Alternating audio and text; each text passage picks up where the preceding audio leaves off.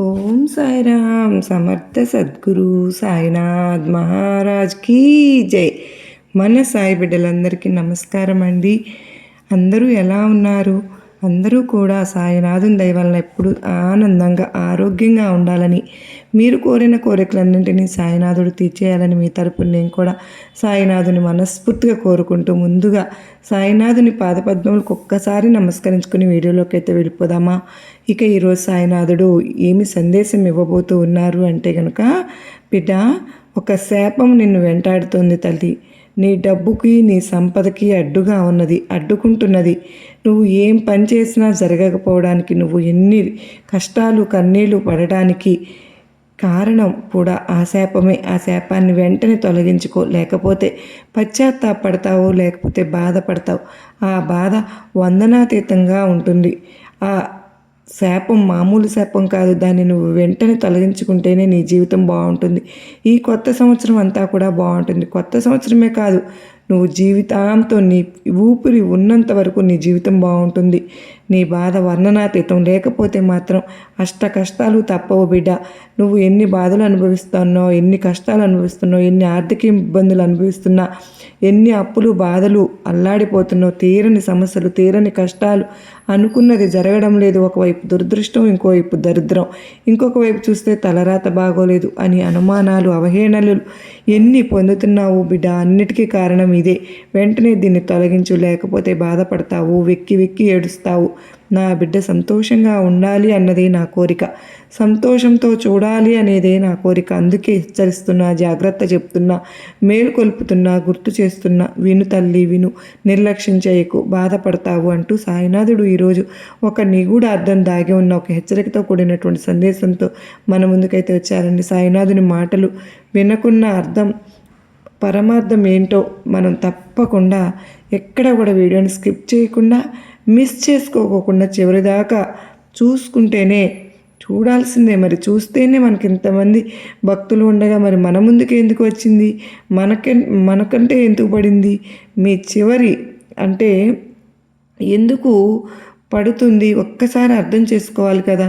సాయినాథుని చూపు మీ మీద ఉండబట్టే కదా మరి ఇది మన కోసమే వచ్చింది అన్నట్టు కదా. మరి ఈ వీడియోని తప్పకుండా స్కిప్ చేయకుండా చివరి దాకా చూడండి అండి.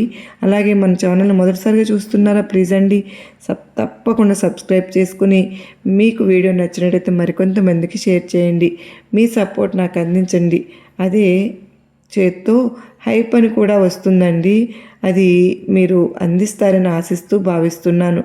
నాకు ఇక కామెంట్ సెక్షన్లో ఓం సాయిరామ్ అంటూ కామెంట్ చేసి వీడియో చూడటం అయితే మొదలుపెట్టండి.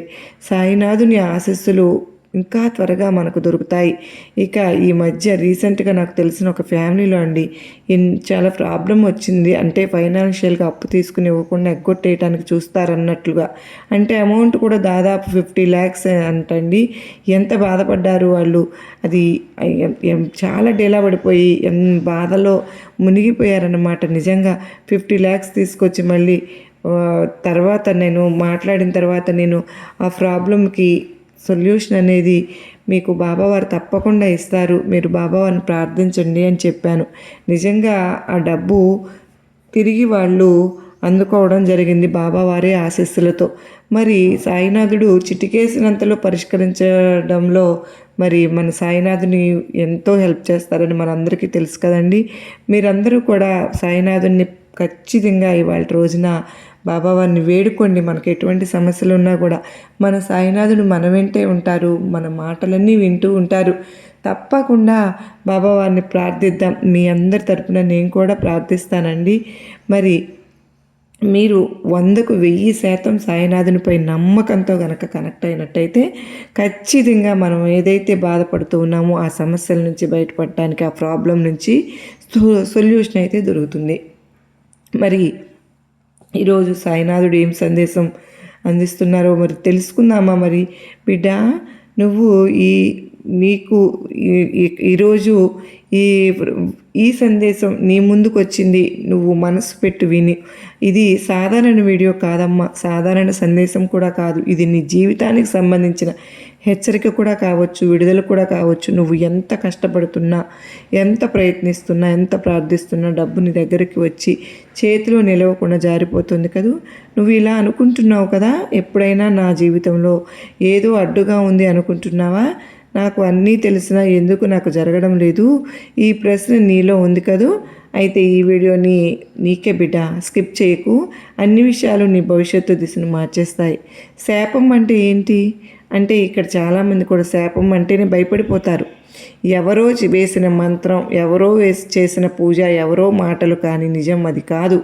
ఇది ఆధ్యాత్మిక దృష్టిలో శాపం అంటే భూతం కాదు. శాపం అంటే తప్పుదారిలో నిరంతరం జరిగే ఫలితం. అంటే తప్పు ఆలోచనలు, తప్పు నమ్మకాలు, తప్పుడు మాటలు, తప్పు నిర్ణయాలు, ఇవి కలిసినప్పుడు నీకు తెలియకుండానే నీ సంపదకు అడ్డుగా మారిపోతాయి.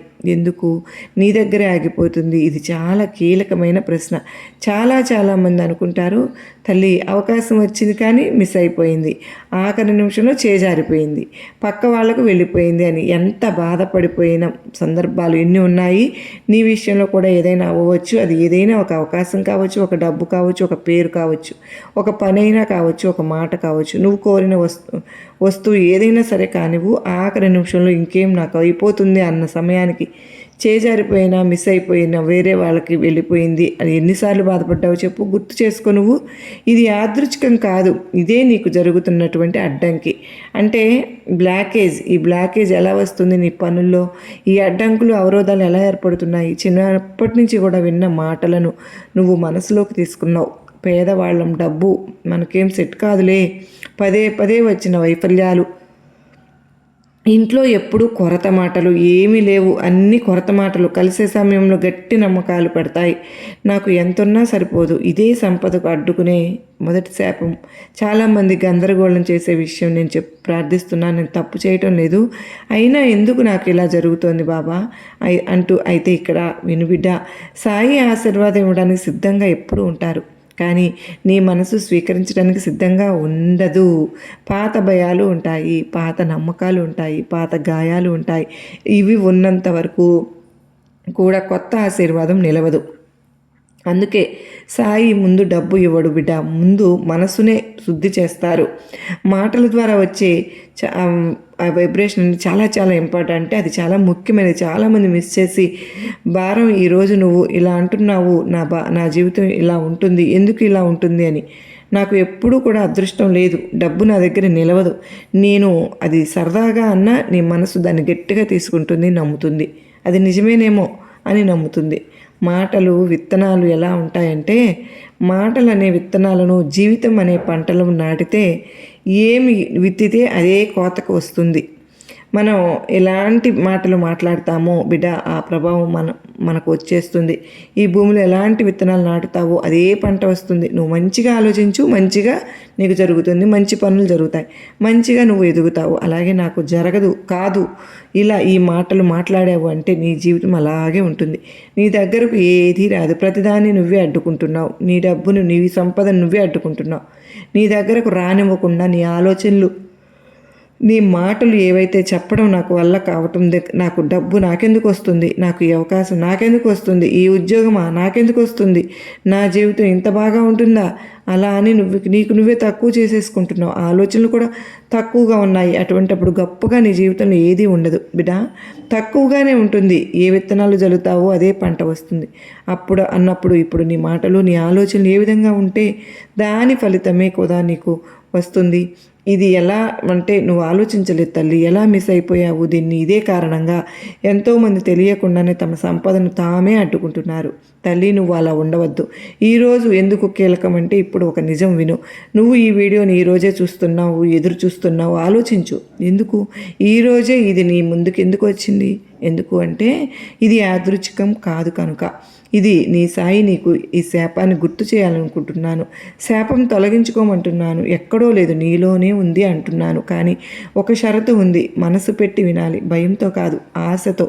శాపం తొలగి ముందు ఒక లక్షణం చాలామంది ఇలా అంటారు, ఇటీవల చాలా గందరగోళంగా ఉంది, అంతా ఆగిపోయినట్లు అనిపిస్తోంది. ఇది చెడు కాదు, ఇది పగులుతున్న ఒక సిగ్నల్. రాత్రి ఎక్కువగా చీకటి, తెల్లవారుజామునకు ముందు అలాగే మార్పు ముందు అసహనం ఎక్కువగా ఉంటుంది. ఇప్పుడే ఒక చిన్న ఆత్మీయ చర్య. ఇప్పుడు నువ్వు ఇలా చేయాలి. చేతిని గుండె మీద పెట్టుకో. లోపల ఎలా ఉందో చెప్పు నెమ్మదిగా. సాయినాథా, నాకు తెలియకుండా నా జీవితాన్ని అడ్డుకుంటున్నటువంటి ప్రతి తప్పు, నమ్మకాన్ని ఈరోజు నాకు చూపించు తండ్రి. నేను విడుదల కావాలనుకుంటున్నాను నాయనా. ఇది ప్రారంభం మాత్రమే. శాపం ఎలా పనిచేస్తుంది? మనసు, మాట, నమ్మకం ఇప్పుడు చాలా ముఖ్యమైన విషయం అని చెప్పాలి. ఇక్కడ ఆగు బిడ్డ, వెళ్ళకు. ఎందుకంటే ఇది వింటున్న చాలామంది కళ్ళల్లో నీళ్లు తెప్పించే నిజం. ఇది చాలామంది అనుకుంటూ ఉంటారు, నేను ఎవరిని మోసం చేయలేదు, ఎవరిని బాధ పెట్టలేదు, ఎవరిని గాయపరచలేదు, అయినా నా జీవితంలో ఎందుకు డబ్బు నిలవడం లేదు? ఇదే ప్రశ్న సాయి ముందు ఎన్నోసార్లు అడిగావు కదూ. కానీ సాయి ఈరోజు నీకు చెప్పాలి అనుకుంటున్నాను. ఆ నిజం ఏంటి అంటే, నీ సంపదను అడ్డుకుంటున్న శాపం బయట నుంచి వచ్చింది కాదు తల్లి, నీ మనసులో నెమ్మదిగా ఏర్పడింది. అవును, ఎవరైనా నేను శపించాల్సిన అవసరం లేదమ్మా, ఎవరిని బాధ పెట్టాల్సిన అవసరం కూడా లేదు. నీ మీద పనిచేస్తున్న శాపం నీ నోటి నుంచి నువ్వే పలికిన మాటల వల్ల ఏర్పడుతుంది. ఒక్కసారి గుర్తు చేసుకో, నువ్వేమనుకుంటున్నావు? నా జీవితం ఇంతే, డబ్బు నాకు ఎప్పుడూ నిలవదు, నేను పేదవాడిని, మా ఇంట్లో ఎవరికీ ఎదుగుదల లేదు, మాకు అదృష్టం లేదు, ఈ మాటలే అనుకుంటున్నావా? అవునా కదా? ఇవి ఆత్మలో పడిపోయిన విత్తనాలు. సాయి చెప్పిన సత్యం ఏంటో తెలుసా? తల్లి, మాటకు శక్తి ఉంది. మాట జీవాన్ని నిర్మిస్తుంది. మాటే శాపంగా కూడా మారుతుంది. నువ్వు బాధలో చెప్పిన ప్రతి వాక్యము నీ భవిష్యత్తు మీద ముద్ర వేసింది. ఇది వినగానే ఇప్పుడు నీకు భయం వేయొచ్చు, కానీ ఇది శుభవార్త కూడా. ఎందుకంటే నువ్వే శాపాన్ని తెచ్చుకున్నావంటే నువ్వే దాన్ని తొలగించుకోగలవు కదా. ఆ దారి కూడా నీ చేతిలోనే ఉంది కదా. ఇప్పుడు ఇంకొక లోతైన నిజం చాలామందికి తెలియదు, కానీ ప్రార్థన చేస్తూ ఉంటారు, పూజిస్తూ ఉంటారు, దేవుణ్ణి తలుచుకుంటూ ఉంటారు, దైవనామస్మరణ కూడా చేస్తారు. ప్రార్థన అయిపోయిన తర్వాత కూడా అదే మళ్ళీ కూడా నెగిటివ్ మాటలు మాట్లాడేస్తూ ఉంటారు. అదేంటో తెలుసా? ఈ ప్రార్థనతో, పూజతో కట్టిన దాన్ని మాటలతో కూల్చడం. ఒక చేతితో సాయిని పిలుస్తారు, ఇంకో చేతితో ఆశీర్వాదాన్ని తిప్పికొట్టడం అవుతుంది. అందుకే ఈరోజు సాయి నీతో ఎలా అంటున్నాను అంటే, నువ్వు ప్రార్థన చేసే ముందు నీ మాటను మార్పు. ఇంకొక ముఖ్యమైన విషయం మార్చుకో. నీ సంపాదన అడ్డుకునే శాపం భయంతో కూడా వస్తుంది. డబ్బు వస్తే పోతుందేమోనన్న భయంతో ఏదైనా బిజినెస్ స్టార్ట్ చేసినట్లయితే, బిజినెస్ పెట్టినట్లయితే ఫెయిల్ అవుతాను అనే భయం, అవకాశం కూడా ముందుకు వెళ్ళలేనేమో అన్న భయం. ఈ భయం ఎక్కడి నుంచి వచ్చింది? గతంలో ఎదురైన నష్టాల నుంచి, అప్పుల నుంచి, అవమానాల నుంచి. కానీ విను తల్లి, గత అనుభవాలు నీ భవిష్యత్తుకు సాయి కాదు. నిన్ను నష్టపోయావు, కానీ రేపు కూడా అదే జరుగుతుందని ఎవరు చెప్పారు? సాయి చెప్పేది ఏంటో తెలుసా? నీ నిన్నటి కథ నీ రేపటి హద్దు కాదు. ఇప్పటి వరకు నీ జీవితంలో డబ్బు రాకపోవడం జరిగింది అంటే అది శాపం కాదు, ఒక అలవాటు. అలవాట్లు మారితే ఫలితాలు మారుతాయి. ఇప్పుడు సాయి నీకు ఇచ్చే మొదటి విముక్తి ఏంటో తెలుసా? నీ నోటికి విముక్తి, నీ మనసుకు విముక్తి, నీ నమ్మకాలకు విముక్తి. ఇప్పుడు ఒక చిన్న ఆత్మీయ విరామం తల్లి. నువ్వు ఈ మాటలు నెమ్మదిగా మనసులో అనుకో. నా జీవితం శాపంతో కాదు, సాయి ఆశీర్వాదంతో నడుస్తుంది. డబ్బు నాకు శత్రువు కాదు, అది నాకు సాయి ఇచ్చే ఒక సాధనం. నేను పేదవాడిని కాదు, నేను మార్గమధ్యంలో ఉన్నాను. ఈ మాటలు వింటుంటే నీ హృదయంలో ఏదో కదిలితే అదేనమ్మ విముక్తికి మొదలు. శాపం పూర్తిగా ఎలా తొలగిపోతుంది? సాయి మార్గం ఇప్పుడు చాలా నిశ్శబ్దంగా ఉంది. విను, ఇది సాధారణ మాటలు కాదు, ఇది విముక్తి క్షణం. ఇంతవరకు నువ్వు ఒక విషయం అర్థం చేసుకున్నావు, కానీ నీ సంపదను అడ్డుకున్నది దేవుడు కాదు, అదృష్టము కాదు, ఎవరు చేసిన మంత్రము కాదు, తంత్రము కాదు, నీ మాటలు, నీ భయాలు, నీ నమ్మకాలు. కానీ శుభవార్త ఏంటో తెలుసా? సాయి ఎప్పుడు నీకు శాపాన్ని కొనసాగించను, విముక్తినే కోరుకుంటాను. అందుకే ఇప్పుడు సాయి నీకు 3 తలుపులను తెరుస్తున్నాను. ఒకటి ఒప్పుకోలు, విముక్తి. ఎప్పుడు మొదలవుతుందో తెలుసా? నిన్ను నువ్వు నిందించుకోవడం కాదు, నిజాన్ని ఒప్పుకోవడం, దేవుడి ముందు ఇలా చెప్పడం, సాయి ముందు ఇలా చెప్పడం. మనసులో లేదా నెమ్మదిగా సాయి తెలియక నా నోటి నుంచి నా జీవితాన్ని నేనే పరిమితం చేసేసుకున్నాను, నెగిటివ్ మాటలు మాట్లాడుకున్నాను, భయంతో నిర్ణయాలు తీసుకున్నాను, దయచేసి నన్ను క్షమించు. ఇవో ఒక ఒప్పుకోలు నీ ఆత్మ మీద ఉన్న భారాన్ని తగ్గించేస్తుంది. చూడు, చాలామంది ఇక్కడే ఆగిపోతారు, కానీ సాయి ఇంకా ముందుకు తీసుకువెళ్తారు. రెండవ తలుపు తెరవబోతున్నాను. శాపాన్ని విరిచే మాట ఇప్పుడు చాలా ఒక శక్తివంతమైన మాట. ఒక మెట్టు దగ్గర ఉన్నావు, అలాంటి మాటతో వచ్చిన శాపం మాటలతోనే పోతుంది. నువ్వు ఈ మాటలు విశ్వాసంతో చెప్పాలి బిడ్డ. నా జీవితంలో డబ్బును అడ్డుకున్న ప్రతి నెగిటివ్ మాటను, ప్రతి భయాన్ని, ప్రతి పరిమితి నమ్మకాన్ని నేను ఈ క్షణమే తిరస్కరిస్తున్నాను. ఇలా చెప్పినప్పుడు ఏదైనా సరే కానీ నీ మనసులో ఒక భావన వస్తే భయపడవద్దు. అది ఆత్మలో జరుగుతున్నటువంటి మార్పు అని తెలుసుకో. ఇప్పుడే చాలామంది లోపల బరువు తగ్గినట్లు అనుభూతి చెందుతున్నారు కదూ. నీకు చెందిందా తల్లి? ఇదే మొదటి విముక్తి, మొదటి సంకేతం. ఇక మూడవ తలుపు ఆశీర్వాదాన్ని స్వీకరించడం. ఇప్పుడు అత్యంత ముఖ్యమైన భాగం. శాపంగా పోయినా కూడా ఆశీర్వాదాన్ని స్వీకరించరు. ఎందుకో తెలుసా? వాళ్ళ మనసులు ఇంకా నాకు సాధ్యమా అన్న సందేహం అనేది ఉంది కదూ. కానీ సాయి చెప్తున్నాను, నేను తెరిచిన తలుపు నువ్వు ముయ్యకు. ఇప్పుడు ఈ మాటలు నెమ్మదిగా విను. నీకోసం నేను మార్గాలు తెరుస్తాను. నువ్వు ఊహించని చోట అవకాశాలు వస్తాయి. నీ చేతులు ఖాళీగా ఉండవు. నీ ఇంట్లో కొరత శాశ్వతం కాదు. ఇది నీ సాయి నీకు ఒట్టేసి చెప్తున్నాను. డబ్బు అంటే సాయి ఇష్టపడడు, కానీ డబ్బును సాయి కంటే ఎక్కువగా ప్రేమించడమే సమస్య. సాయి డబ్బుని కాదు, నీ హృదయాన్ని చూస్తాను. నీ హృదయం సరైన స్థితిలో ఉంటే డబ్బు నీకు దాసుడిగా మారిపోతుంది, శత్రువుగా కాదు. ఇప్పుడు నువ్వు చేయవలసిన 3 చిన్న పనులు ఉన్నాయి. వాటిని ప్రాక్టికల్గా తక్కువగా తీసుకోవద్దు. ఒకటి, ఇక నుంచి నువ్వు ఈ మాటలు చెప్పవద్దు.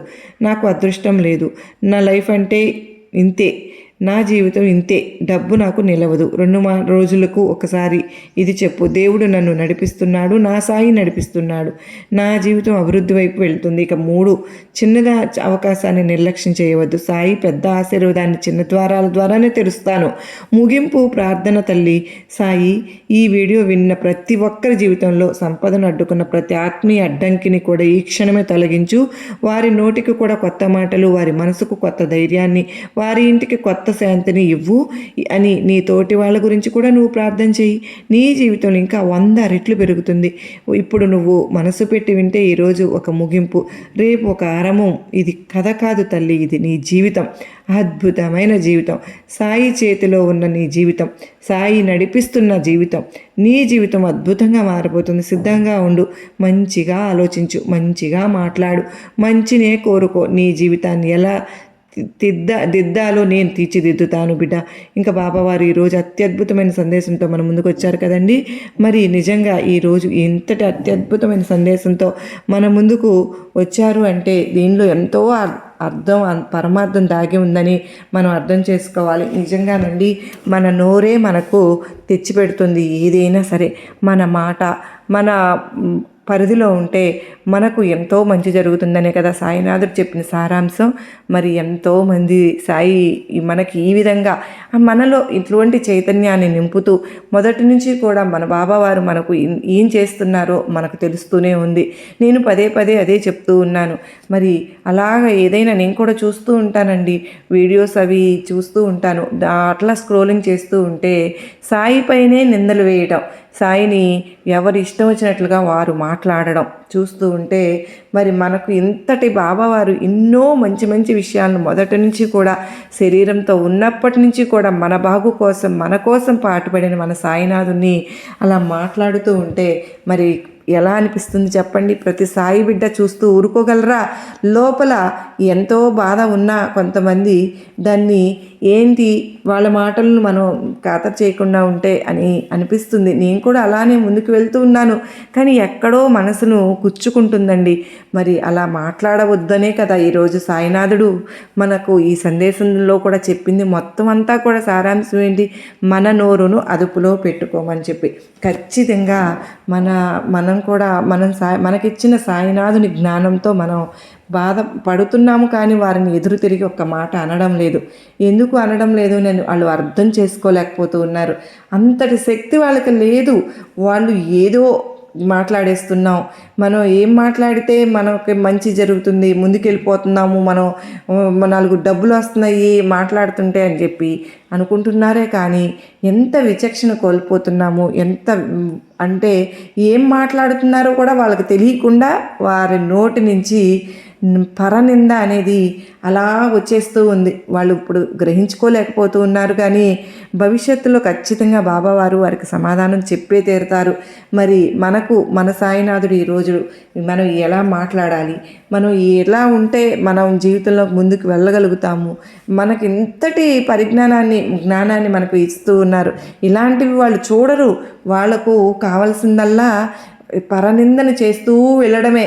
వాళ్ళు మాట్లాడే మాటలతో సాయి బిడ్డలు ఎంత మానసికంగా అంటే బాధపడుతున్నారు అనేది ఏదో ఒక టైంలో విడిగా మనం ఫ్రీగా కూర్చున్నప్పుడు మనకు గుర్తొస్తుంది కదా. అది మనకు అంటే మన లైఫే మన బాబావారినే మనం ప్రతిదీ మనం సాయినాథుడిని స్పిరిట్గా తీసుకుని మనం ముందుకు వెళ్తూ ఉన్నాం. మరి మన సాయినాథుడు చెప్పిందే మనకు వేదం. మనకు బాబావారు ఏది చెప్పినా కూడా అది మనం తూచా తప్పకుండా పాటిస్తూ ఉంటాం. ఏదైనా ఒక బాబా సాయి అనే పేరు కానీ బాబా రూపం కానీ మన కంటి ముందు కనపడింది అంటే మన కళ్ళల్లో వెలుగు, ఆనందం అది చూస్తూ ఉంటాము. అది మంచి అయితే ఆనందాన్ని ఇస్తుంది. మరి అలాగే ఇలాంటివి వచ్చినప్పుడు కూడా మనకు ఎంత బాధ కలుగుతూ ఉంటుందంటే ఎంత ఆనందాన్ని అనుభవిస్తామో అంత బాధ కూడా కలుగుతూ ఉంది. మరి వీళ్ళు ఏం చేస్తూ ఉన్నారు, మనకు ఎటువంటి అందిస్తూ ఉన్నారు, అది తప్పకుండా వాళ్ళు తెలుసుకునే రోజు అనేది ఒకటి ఉంటుంది. మరి అంతవరకు మనం మన సాయి బిడ్డలు సహనంతో ఉంటాం. ఎందుకంటే మనకు బాబా ఇచ్చిన ఆస్తి అది. శ్రద్ధ సబూరితో ఉండడం అనేది మన సాయినాథుడు మనకు నేర్పిన పాఠం. ప్రతి ఒక్క సాయి బిడ్డ మనం ఎలా ఉంటామో అనేది మన సాయినాథుని చేతుల్లో ఉంటుంది. మన కంట్రోల్లో కంటే కూడా బాబా మనల్ని అలా నియంత్రిస్తూ ఉంటారు. మరి బాబా పనిముట్లుగా మనం మారాము అని నేనైతే ఎప్పుడూ సంతోషపడుతూ ఉంటాను. సాయినాథుని చేతిలో పనిముట్టుగా నన్ను మార్చుకున్నారు. మరి అలాంటి వారిపైన బాబావారు ఎటువంటి ప్రభావము చూపిస్తారో అనేది ఎవరికి వాళ్ళు తెలుసుకునే రోజు అనేది ఒకటి వస్తుంది.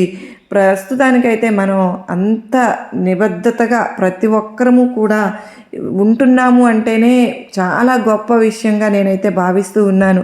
ఒక్కొక్కసారి నేను ఎందుకులే అని చెప్పి చూసి చూడనట్టుగా వదిలేసినా కూడా ఎక్కడో నాకు లోపల నా మనసు అనేది బాబావారిని ఇంత మన సాయి బిడ్డలకు ఇంతటి ద్రోహాన్ని వాళ్ళు ఎలా మాట్లాడాలనిపిస్తుంది. వివరం చెప్తున్నాం కదా, చెప్పినా కూడా వాళ్ళ 2 రోజులు మెదలకుండా ఊరుకుంటున్నారు, మళ్ళీ మొదలు పెడుతున్నారు. ఏదో ఒకటి కావాలి వాళ్ళకి ఏంటంటే ఏదో ఒక విషయం పైన అది నిజమా అబద్ధమా లేదంటే దానిలో ఎంతవరకు ధర్మం ఉంది అనేది వాళ్ళకి అనవసరం. మనం ఏం మాట్లాడుతున్నాము అవే కూడా అంటే ఈ వీడియోల కంటే కూడా ఆ వీడియోలు ఎక్కువ ముందుకు వెళ్తున్నాయి. అంటే ఎందుకు అలా ముందుకు వెళ్తున్నాయి అంటే మన సాయి బిడ్డలు కూడా కొంత మాట్లాడాలండి. మన బాబాని మనకు తెలిసిన జ్ఞానంతో మనం మాట్లాడలేకపోయినా ఓం సాయిరామ్ అని కామెంట్ అయితే మాత్రం ప్రతి ఒక్కరూ కూడా పెట్టండి ఫ్రెండ్స్. ఎందుకంటే మన బిడ్డలు సాయి బిడ్డలు ఎంతమంది ఒక కుటుంబంలాగా మేము సహించుతున్నాము అనేది వాళ్ళకు కూడా అర్థమవుతుంది. ఎన్ని రోజులు మాట్లాడతారండి, ఎన్ని రోజులో కాదు, చాలా మాట్లాడి వాళ్ళకే ఒకరోజు తెలిసి వచ్చే రోజు బాబావారు కల్పిస్తారు తప్పకుండా. మరి మనమైతే మాత్రం మనకు సాయినాథుడు చెప్పిన మార్గంలో మనం ముందుకు వెళ్తూ ఉన్నాం కనుక ఈ వీడియో మీ అందరికీ కూడా నేను ఈ ఒక్క విషయమే చెప్పదలుచుకోవాలని ముందుకు వచ్చానండి. ప్రతి ఒక్కరూ కూడా సాయినాథుడు ఏదైతే చెప్పారో అది మనందరం కూడా పాటించి మన జీవితంలో ఈ 2026వ సంవత్సరంలో మనకంటూ ఈరోజు రాత్రి పడుకునే లోపలే మనకు ఆ గొప్ప మార్పు అనేది అనుకుని ప్రతి ఒక్కరము కూడా వాగ్దానం చేసుకుని మనందరం కూడా సాయినాథునికి మాట ఇచ్చాము అని వాగ్దానం ఇస్తున్నాము అన్నట్లుగా మనం భావించుకుని మనకు ముందుకు వెళ్ళాలని చెప్పి నేను మీ అందరి తరపు నుంచి కూడా కోరుకుంటున్నానండి. మరి ఈరోజు వీడియో మీ అందరికీ కూడా ఎలా అనిపించింది? చాలా నచ్చిందనే అనుకుంటున్నాను. గొప్ప నమ్మకాన్ని, ధైర్యాన్ని కలిగించిందని అనుకుంటున్నాను. నచ్చింది అనుకున్న ప్రతి ఒక్కరూ కూడా ఈ వీడియోకి ఒక చిన్న లైక్ అయితే ఇచ్చి ఓం సాయిరామ్ అని చెప్పి కామెంట్ చేయడం మాత్రం మర్చిపోవద్దండి. మరొక చక్కని వీడియోతో కలుసుకుందాం. సర్వేజన సుఖినో భవంతు.